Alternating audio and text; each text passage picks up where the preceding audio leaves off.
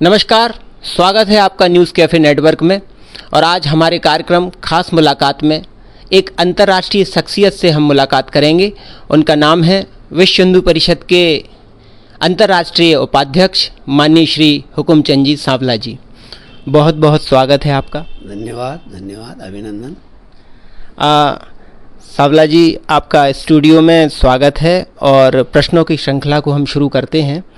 तो सबसे पहला क्वेश्चन राम मंदिर को लेकर है कि वर्षों के संघर्ष के बाद राम मंदिर का निर्माण और निधि समर्पण के लिए एक बहुत बड़ा अभियान, लेकिन इस दौरान हम देखते हैं कि कुछ विशेष वर्ग के लोग, विशेष सोच के लोग कई प्रश्न खड़े करते हैं इस अभियान को लेकर।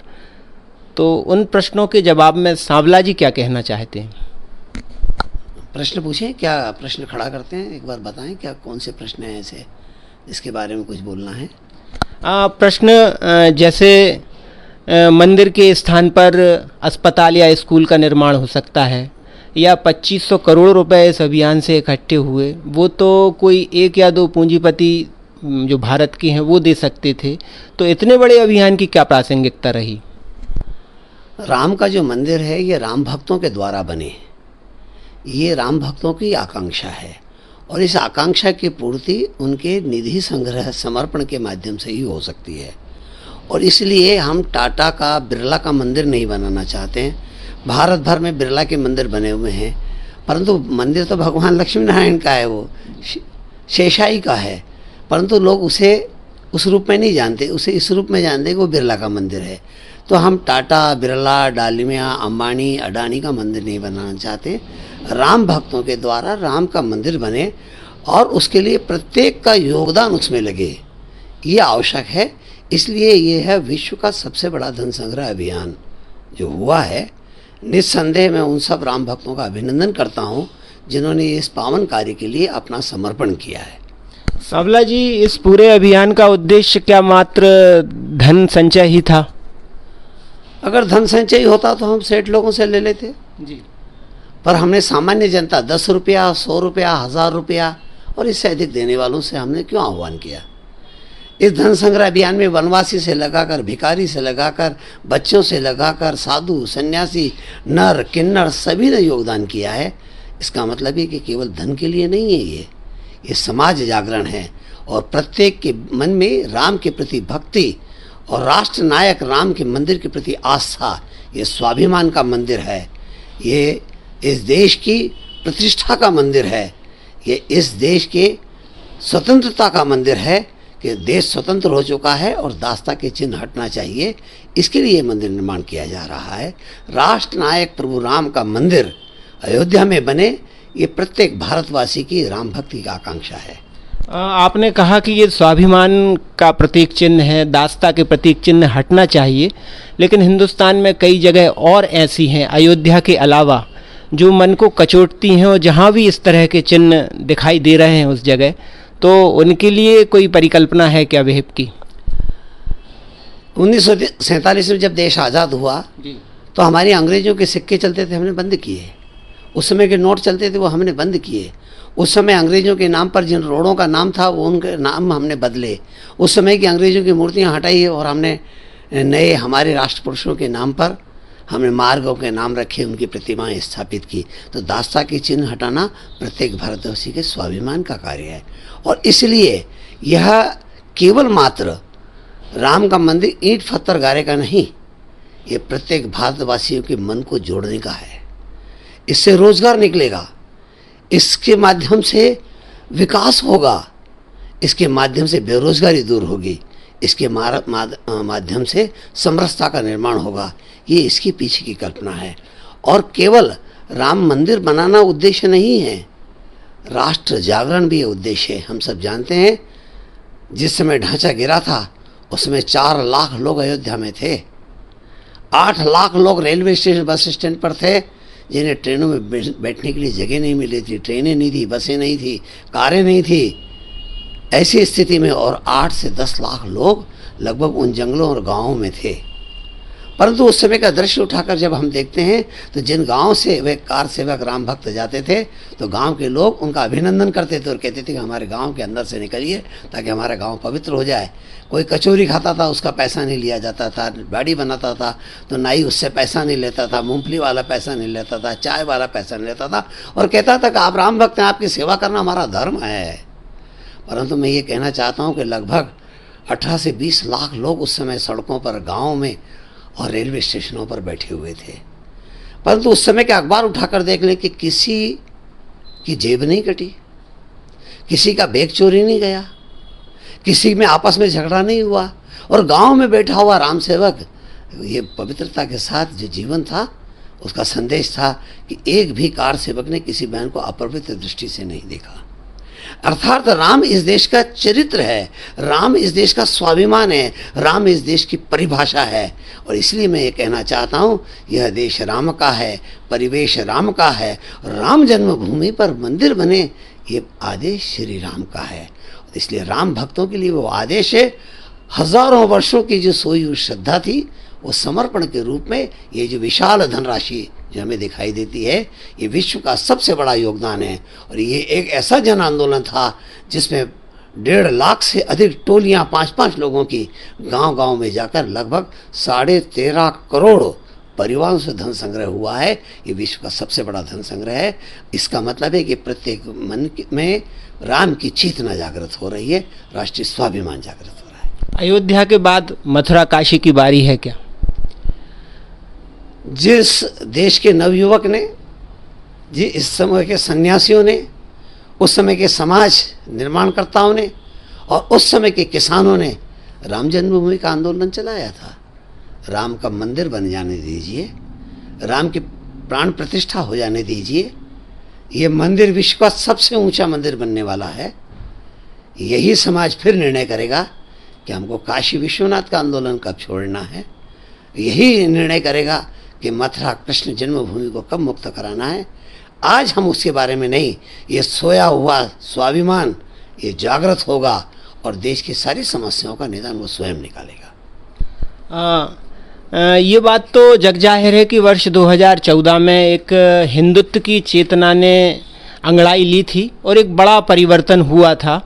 लेकिन तब से हम लगातार देख रहे हैं विभिन्न गतिविधियों और आंदोलन के माध्यम से इस चेतना को, इस यूनिटी को तोड़ने के प्रयास किए जा रहे हैं। अगर हम पीएफआई की बात करें, टूल किट मामले की बात करें या किसान आंदोलन में खालिस्तान की मांग की बात करें, शर्जिल इमाम जैसे लोगों की छोड़ने के लिए प्रयास कर रहे हैं लोग, इन मामलों की बात करें तो ऐसे में हिंदुत्व की यूनिटी को कैसे बचाए रखा जा सकता है? कौन सा ऐसा युग था जब धर्म पर आक्रमण नहीं हुआ?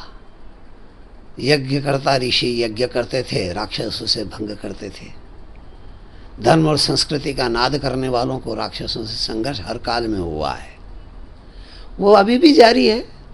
उसकी कोई चिंता नहीं करना चाहिए। ये तो इस प्रकार के षड्यंत्र तो होते हैं और होंगे, इसे प्रत्येक राम भक्त जानता है। क्योंकि राम भक्त जानता है कि जब हम राम का साथ देंगे तो रावण से संघर्ष निश्चित है। इसलिए उसकी हमें चिंता नहीं है। ये सोया हुआ स्वाभिमान जो जागृत हो रहा है इन सारे प्रकार के कुचक्रों को, षड्यंत्रों को समाप्त कर देगा और वे हताश और निराश होकर के लौट जाएंगे। मैं समझ रहा हूँ कि ये देश की षड्यंत्र नहीं, ये विदेशियों की षड्यंत्र है। इस देश के अंदर, इस देश में उठा हुआ स्वाभिमान को पर कुठाराघात किया जाए, हिंदू जगने न पाए, हिंदू का स्वाभिमान जगने न पाए, हिंदू स्वावलंबी न बनने पाए, रोजगार संपन्न न बनने पाए, वह शिक्षा संपन्न न बनने पाए, इसके लिए ये सारे षड्यंत्र चल रहे हैं। और यह इस देश का युवक खुली आंखों से अब देख रहा है। ये 1947 का युवक नहीं है, ये 2021 का युवक जागृत हिंदू और स्वाभिमानी राष्ट्रभक्त है। वो इन सब षड्यंत्रों को खुली आंखों से देख रहा है। इसीलिए तो आज पकड़े जा रहे हैं, इसीलिए तो वे सफल नहीं हो पा रहे हैं। इसलिए वो जो उदाहरण है खिसियानी बिल्ली खंबा नोचे, इसलिए आंदोलन किसान का होता है और छोड़ने की बात उन देशद्रोहियों के लिए होती है। इसको आज का जो देश का नवयुवक है इसे समझ रहा है और समझना भी आवश्यक है। शत्रु कौन है इस देश का और मित्र कौन है, इसे समझना भी आवश्यक है। और इसलिए वह समझ रहा है ये राष्ट्रीय चेतना का प्रतीक है। सांवला जी, समरसता, ग्राम विकास, गौ विकास, ये आपके विषय रहे हैं और बड़े संपन्न विषय रहे हैं आपके। तो इसी से जुड़ा हुआ एक क्वेश्चन है कि हमने कोविड-19 का जो काल देखा, कोरोना काल, इसमें महानगरों से गांव की ओर एक लंबा माइग्रेशन हुआ। पहले प्रतिभा का पलायन महानगरों में होता था, इस बीमारी के कारण सब गांव की ओर लौटे।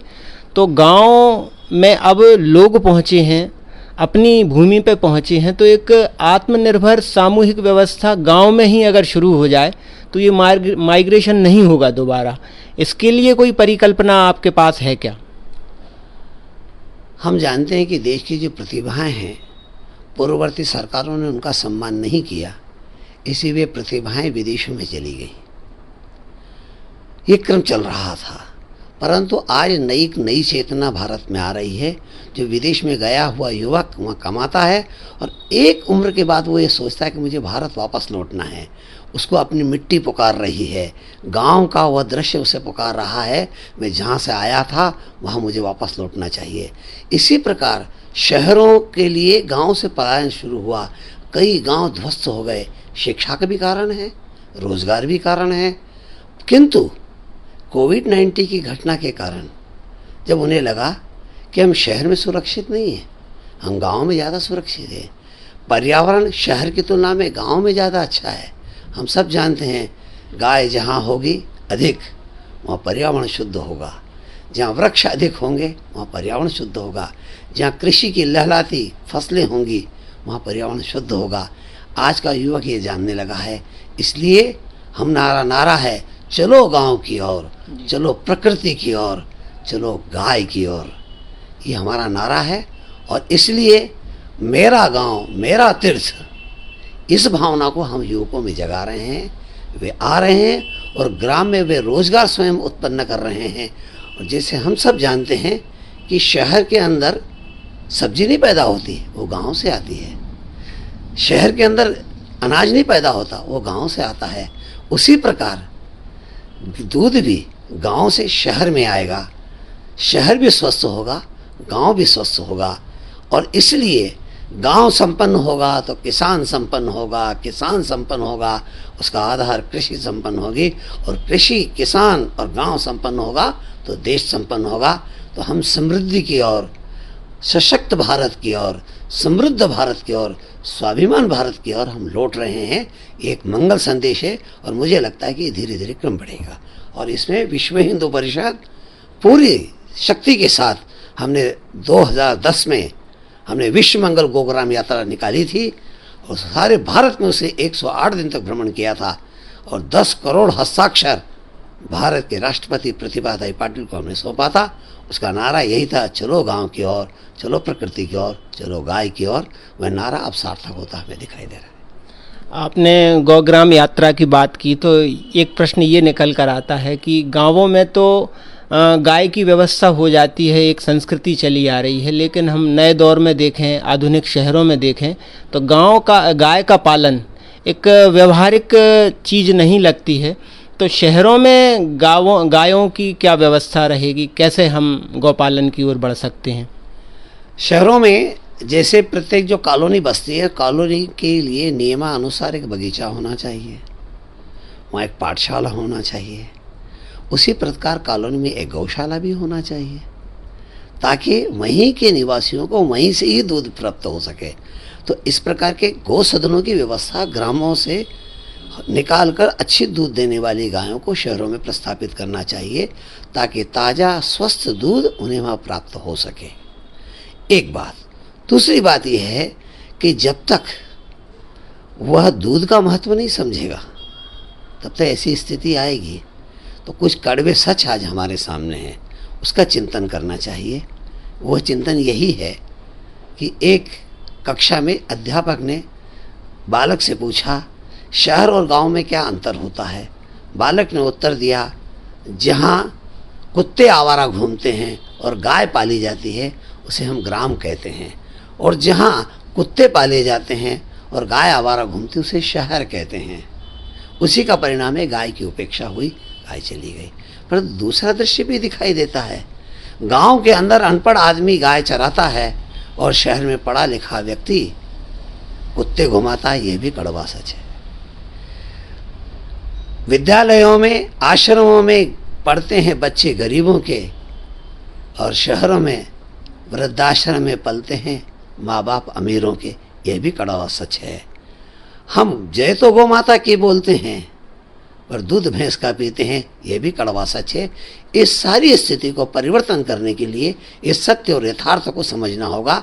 आज का पढ़ा हुआ युवक जो कंप्यूटर से के संबंध में है, आज वो आकर हमारे पास पूछता है प्रोटीन A2 का दूध है, मुझे प्रोटीन A2 का दूध चाहिए। वह गाय का ही दूध है प्रोटीन A2 का, जो उसे आरोग्यमय, स्वस्थ और प्रतिरोधक क्षमता वाला बना सकता है। आज का युवक जाग रहा है, ये एक मंगल संदेश है। और इस मंगल भावना के साथ मैं विचार करता हूँ कि गांव के अंदर से निकलकर गाय गौशालाएं, और गौशालाओं के बल पर शहरों के अंदर भी इस प्रकार की व्यवस्थाएं निर्माण किए जाना चाहिए, जहाँ कॉलोनी में छोटे छोटे गौसदन होंगे तो उसकी पूर्ति वहीं से हो पाएगी। और ये क्रम अब प्रारंभ होने लगा है, दृश्य बदल रहा है, यह अच्छा संकेत है। जी सावला जी, आपका बहुत बहुत धन्यवाद जो स्टूडियो में पधार कर आपने हमें कृतार्थ किया। धन्यवाद। ये थे विश्व हिंदू परिषद के अंतर्राष्ट्रीय उपाध्यक्ष श्री हुकुमचंद जी सावला जी। और अब हम अगले एपिसोड में फिर किसी बड़ी शख्सियत के साथ आपके बीच पहुंचेंगे। तब तक के लिए नमस्कार। मैं न्यूज़ कैफ़े नेटवर्क से रविंद्र जैन।